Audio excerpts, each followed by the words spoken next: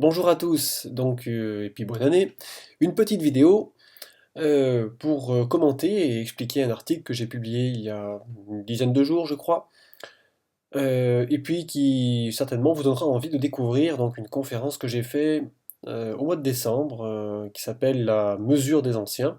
Et donc j'ai abordé tout un tas d'éléments relatifs à la mesure des anciens.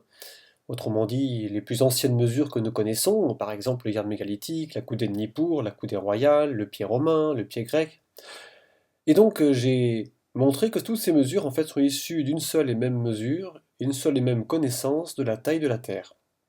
Et là, je vais vous apporter un autre petit élément en bonus qui est intéressant et qui va plus loin, qui montre que les anciens avaient une connaissance précise de la mesure de la Terre, mais qu'ils savaient aussi, qu'ils ont aussi, c'est très compliqué à expliquer, mais qu'ils ont choisi des mesures de manière à ce qu'il y ait des expressions numériques qui se manifestent. Donc ça, c'est quelque chose qui heurte le scientifique, qui moi au début me posait problème, mais qui sont des choses tellement précises, tellement factuelles, que l'on comprend petit à petit qu'il s'agit d'une pensée différente de la nôtre, qui n'est pas aussi arbitraire, et qu'il y a une intention, si vous voulez, de faire exprimer des valeurs numériques.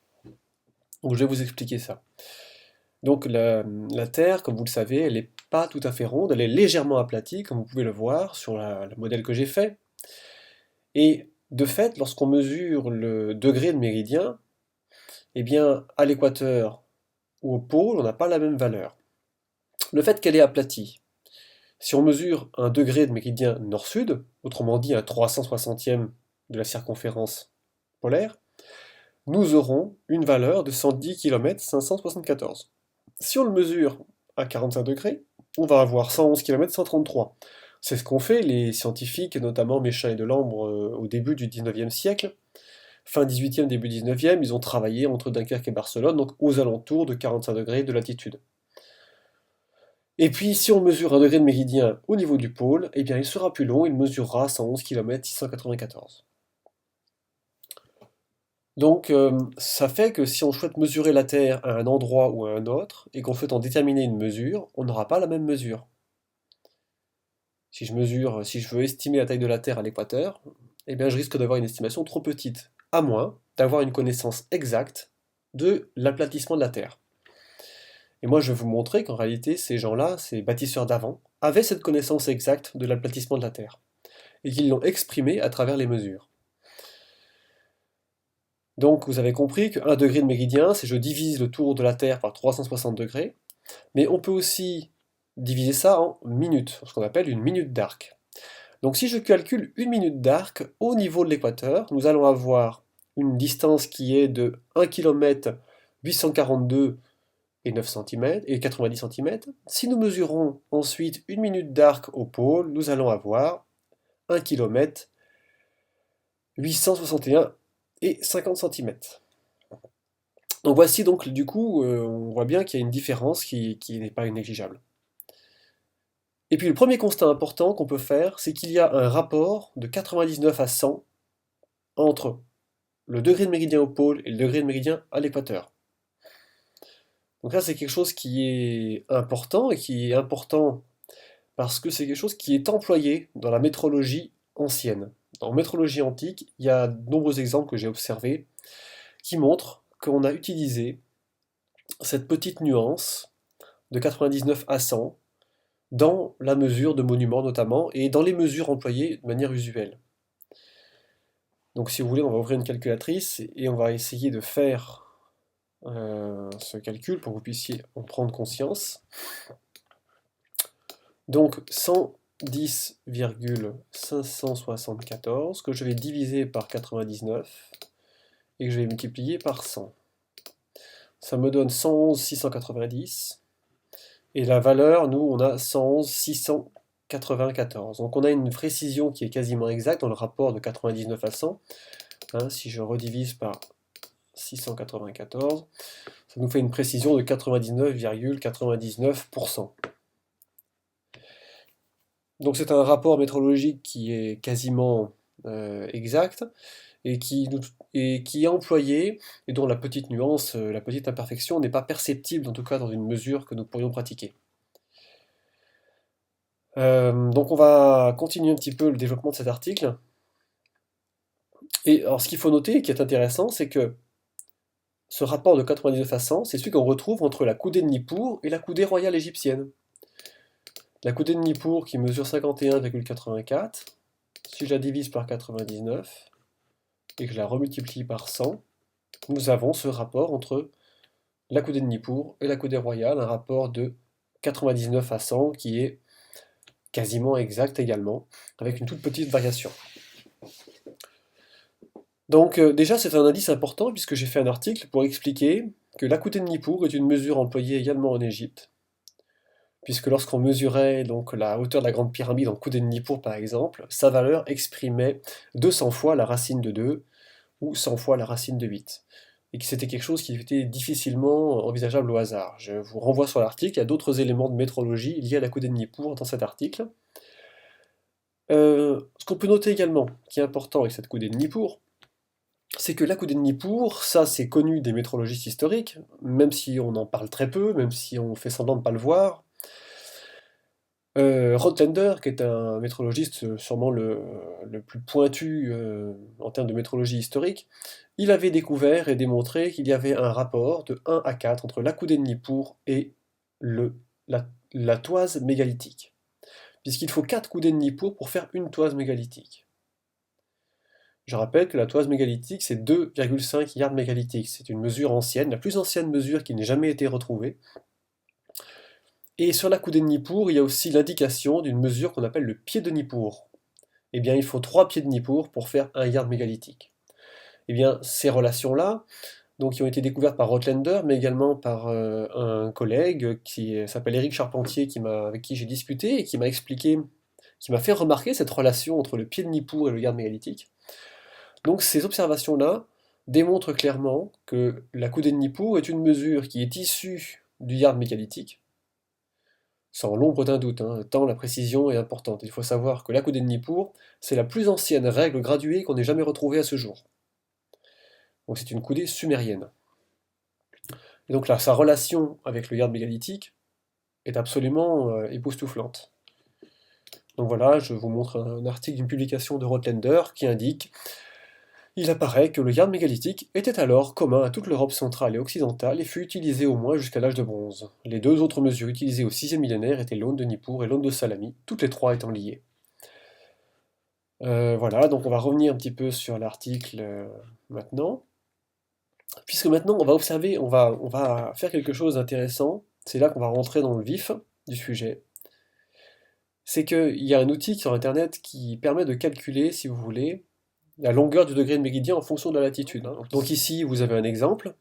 Je suis ici à une latitude que voici, qui est la latitude de Gizeh, hein, de la Grande Pyramide.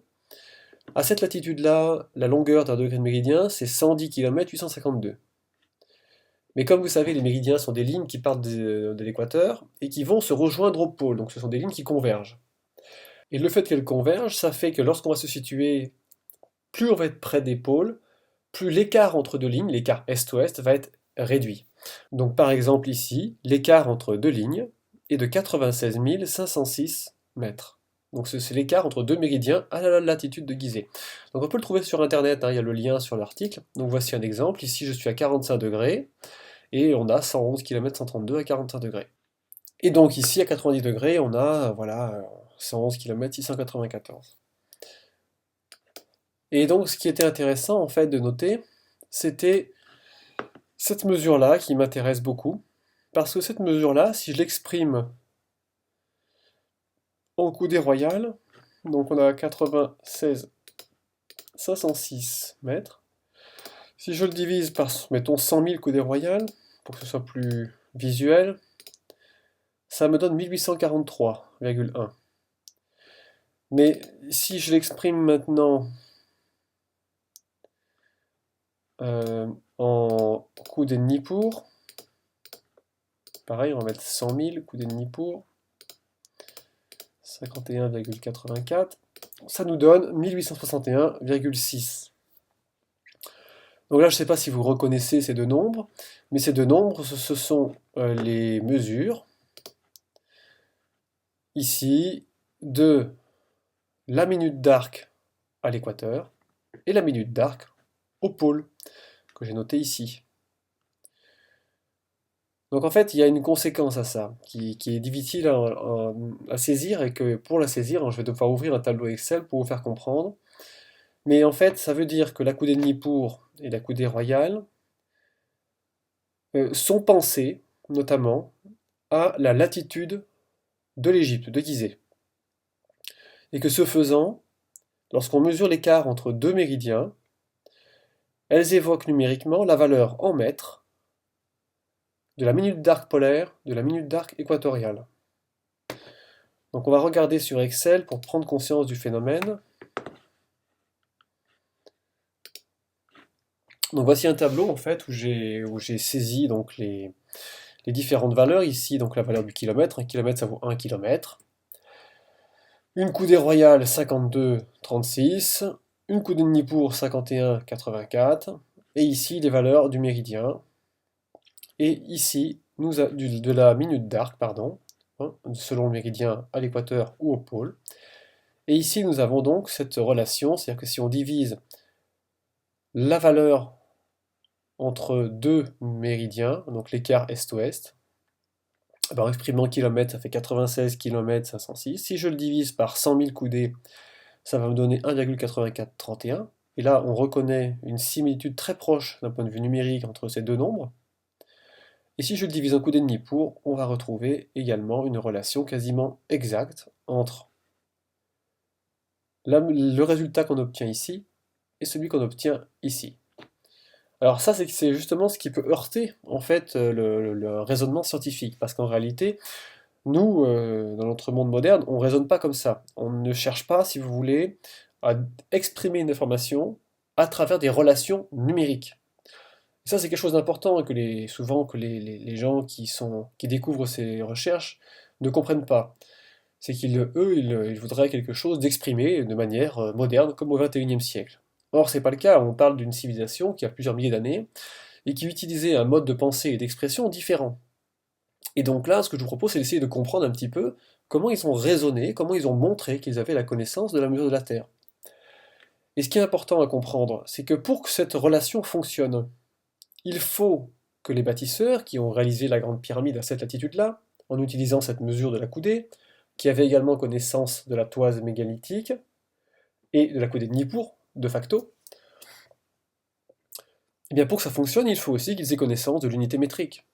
Parce qu'ici, vous voyez, j'ai mis la valeur du mètre, mais dans ce tableau, on va comparer. Si je change, supposons que nous ayons choisi arbitrairement un mètre différent. Imaginons que le mètre choisi à l'époque par les révolutionnaires français de l'Académie des sciences, supposons que le mètre qu'ils aient déterminé soit différent, soit par la mesure, soit par une convention différente qu'ils auraient choisi. Par exemple, si notre mètre mesurait 5 cm de plus, que se passe-t-il? Du coup, ça modifie la valeur des autres mesures. La coudée royale ne vaut plus 52,36 par rapport au mètre, elle va valoir 49,86 comme ici. Idem pour la coudée de Nippur qui est différente. Et de fait, la relation numérique et métrologique ne fonctionne plus. Ici, vous observez qu'on n'a plus la correspondance numérique entre la valeur obtenue lorsque je divise l'écart entre deux méridiens par la valeur de la coudée royale. Je n'ai plus la relation numérique avec la longueur du degré de méridien à l'équateur. Vous voyez, 1,93, 1,67. Et c'est idem au niveau polaire. En fait, cette relation ne peut fonctionner que si on utilise le mètre, la coudée royale, la coudée de Nippur. Ce qui suppose, pour qu'elle fonctionne, que les gens qui ont construit la Grande Pyramide avaient connaissance du mètre, de la coudée royale et la coudée de Nippur. Et il s'agit d'un exemple, si vous voulez, du mode de pensée des anciennes cultures qui utilisent la métrologie comme un moyen, en tout cas d'information, d'encodage d'une information, de transmission d'une information relative aux dimensions de la Terre. On refait un autre exemple, si je prends une autre mesure, 98 cm, c'est pareil, on observe que du coup on perd toute la relation métrologique et numérique.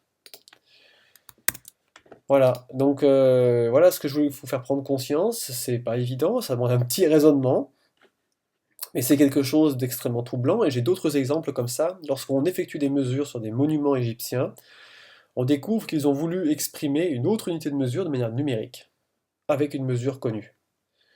Et ce mode de pensée-là est très surprenant, mais il a un avantage important, c'est que cela permet, si vous connaissez une mesure, et que vous connaissez un petit peu les principes, s'il vous reste quelques éléments de cette connaissance, vous pouvez retrouver l'autre mesure. Donc c'est intéressant parce que du coup, à travers une seule mesure, en la mesurant avec différentes unités, ça vous permet d'avoir plus d'informations. Et du coup, la mesure devient, si vous voulez, une sorte de clé d'un langage, une sorte d'outil pour traduire et retrouver d'autres informations. Voilà, je vais m'arrêter là-dessus parce que c'est assez compliqué tout ça pour nous à saisir, hein, humains du XXe et XXIe siècle. On est souvent bien en peine face à ce mode de pensée d'avant. Voilà, donc c'était un petit article et donc je vous invite à découvrir, je vous invite à utiliser l'outil si ça vous amuse, puisque ça peut être intéressant, ça peut vous permettre de faire des constats intéressants sur la métrologie et notamment lorsqu'on étudie un site à une latitude donnée.